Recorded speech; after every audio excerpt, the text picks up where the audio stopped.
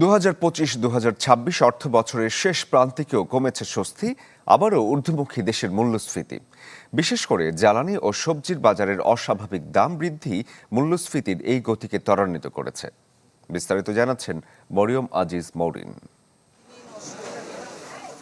বাজার করতে এসে নিত্য প্রয়োজনীয় দ্রব্যের দামে পরিবর্তন দেখে হতবিহ্বল হয়ে পড়েছেন গৃহিণী মাহমুদা সুলতানা। জানালেন, দ্রব্যমূল্যের স্বস্তি বিদায় নিয়েছিল আগেই, এখন তা নাগালের বাইরে যাওয়ার জোগাড়। সংসার খরচ আগের থেকে অনেক বেড়ে গেছে।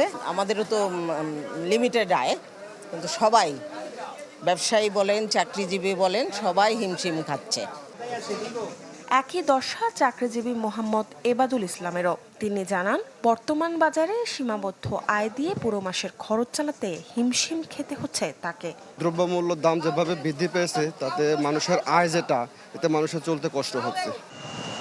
খাদ্যপণ্য থেকে শুরু করে প্রাত্যহিক জীবনের অত্যাবশ্যকীয় জ্বালানি সবখানেই বাড়তি খরচের তীব্র ধাক্কা।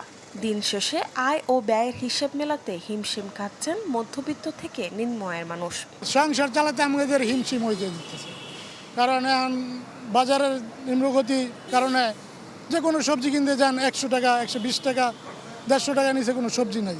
আয় তো বাড়ে না, ব্যয় যেভাবে বাড়ছে।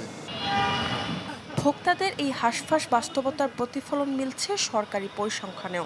বাংলাদেশ ব্যাংক ও বাংলাদেশ পরিসংখ্যান ব্যুরো বিবিএস এর তথ্য বলছে, 2025-26 অর্থ বছরের শেষ দুই প্রান্তিকে মূল্যস্ফীতির চিত্র আরও উদ্বেগজনক।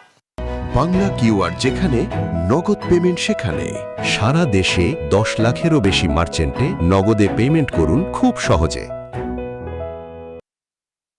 চলতি বছরের জানুয়ারি-মার্চ প্রান্তিকে যেখানে দেশের সার্বিক মূল্যস্ফীতি ছিল 8.8%, এপ্রিল জুড়ে তা বেড়ে দাঁড়িয়েছে 9.21%।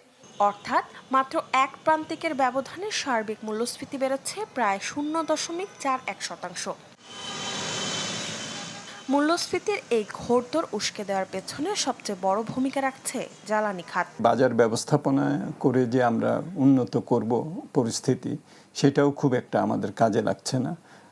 অন্য দিক থেকে আবার এখন জ্বালানি ইত্যাদির মূল্য সমন্বয় হয়েছে, সেটাও মূল্যস্ফীতিকে উস্কে দিয়েছে। জ্বালানি ও খাদ্যপণ্যের এই দ্বিমুখী চাপে সবচেয়ে বেশি কোণঠাসা সাধারণ খেটে খাওয়া মানুষ। বাজার নিয়ন্ত্রণে কার্যকর পদক্ষেপ না নিলে সামনের দিনগুলোতে সাধারণ মানুষের জীবনযাত্রা আরও সংকুচিত হওয়ার শঙ্কা সংশ্লিষ্টদের। মরিয়ম আজিজ মৌরিন, চ্যানেল 24, ঢাকা।